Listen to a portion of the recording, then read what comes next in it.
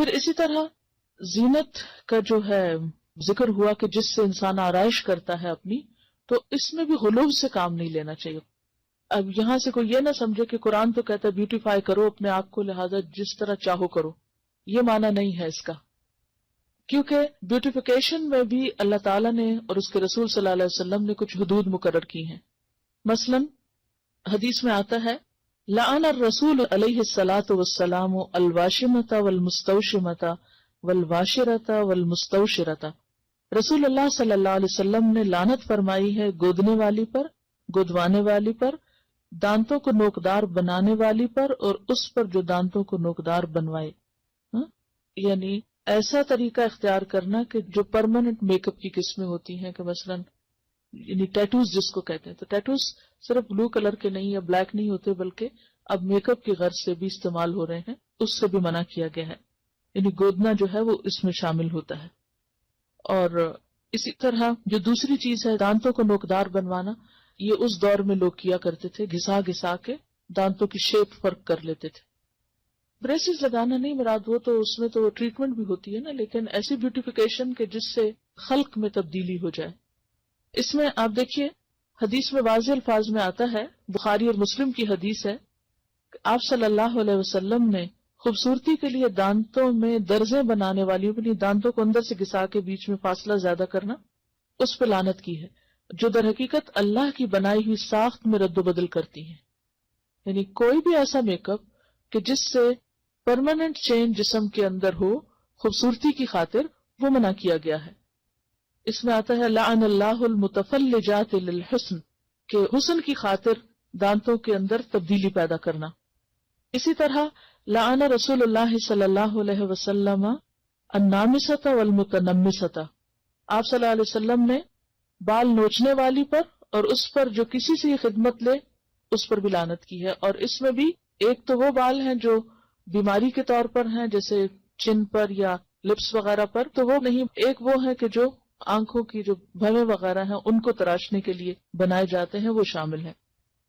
نہیں ویکسنگ نہیں آتی کیونکہ وہ اذیت کا سبب ہے نا، جو بال اعضاء میں آتے ہیں کہ عورت کو مرد بنا دے، یعنی بازوؤں پر یا چہرے پر ایسے بال کہ جو عورت کو عورت نہیں بلکہ مردوں سے مشابہ کر دیں، ان کو اتارنے کی اجازت ہے، اس سے منع نہیں کیا گیا.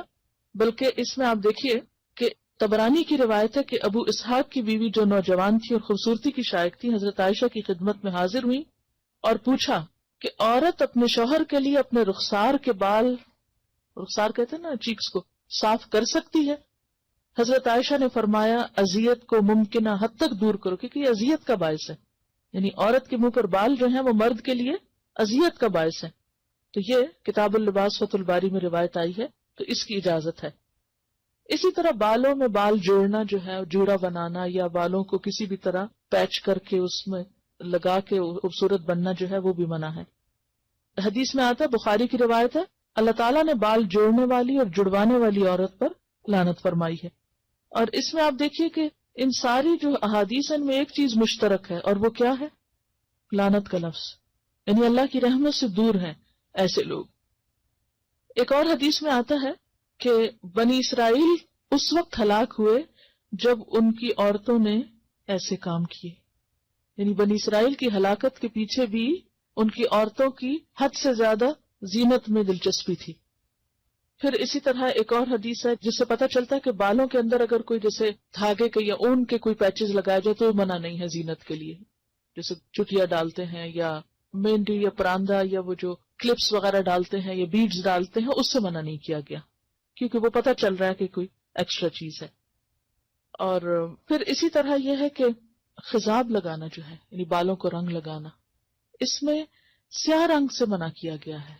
لیکن جو نیچرل کلر ہے جیسے مہندی ہے یا کوئی بھی نیچرل کلر ہے اس کی اجازت ہے. یعنی بالکل ٹوٹلی کالا کرنا جو ہے وہ منع ہے، مگر کالے کے علاوہ اور رنگ جو ہے ان کی رخصت ملتی ہے.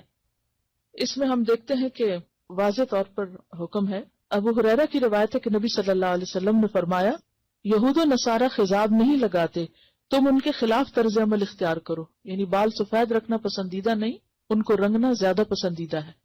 ٹھیک ہے. یعنی بعض لوگوں کا خیال یہ ہے کہ کلر کرنا جو ہے یا خضاب لگانا جو ہے وہ شاید تقوی کے خلاف ہے. تو اس کے برعکس آپ نے کیا فرمایا کہ یہود و نصارہ اس کو نہیں پسند کرتے، کیونکہ ان کے ہاں بزرگی کی علامت کیا ہے کہ اپنے بال وائٹ کر لو. لیکن آپ نے کیا فرمایا کہ نہیں، تم رنگو. اور اس میں ہم دیکھتے ہیں کہ حضرت ابوبکر اور حضرت عمر خضاب لگاتے تھے، لیکن بعض صحابہ کو پسند نہیں تھا، جیسے طبعی طور پر جیسے حضرت علی ہیں، ابی ابن کعب، حضرت انس، ان کو پسند نہیں تھا. تو یہ نہیں کہا گیا کہ تم ضرور لگاؤ، یعنی تاکید بھی نہیں کی کہ کیوں. اگر کوئی اس لیے نہیں کر رہا، یعنی کسی اور قوم کی مشابہت میں نہیں کر رہا، اپنی ذاتی دلچسپی کی بنا پر اس کو نہیں شوق لگانے کا، تو اس کے لیے رعایت ہے. ایسا بھی نہیں کہ وہ ضرور ہی لگائے، لیکن لگانا جو ہے اس میں ممانعت نہیں. ہاں، اب کیا لگایا جائے اور کیا نہ لگایا جائے اس کے اوپر توجہ کرنے کی ضرورت ہے. اور اس میں خاص طور پر جو صحیح مسلم میں روایت آتی ہے کہ بالوں کا رنگ بدل دو لیکن سیاہ خضاب سے پرہیز کرو، بالکل بلیک نہیں لگاؤ.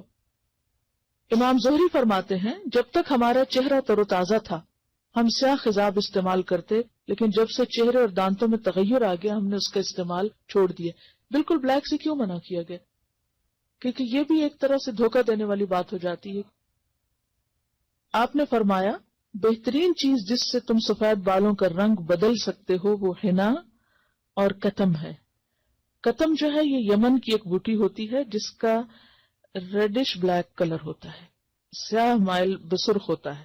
اور حنا کا رنگ تو سب کو معلوم ہے. اور حضرت عمر خالص حنا لگاتے تھے، حضرت ابوبکر حنا اور کتم ملا کے لگاتے تھے.